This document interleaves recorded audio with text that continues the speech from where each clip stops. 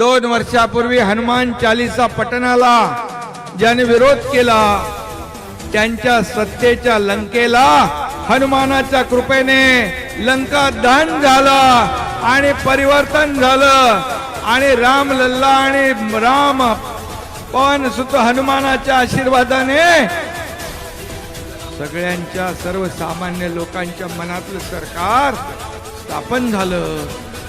आणि म्हणून एका महिला भगिनीला आणि आमच्या या रवीला 14 दिवस जेलमध्ये टाकण्याचं काम केलं, त्यांचं सरकार बदलण्याचं काम मी केलं। बाहुबली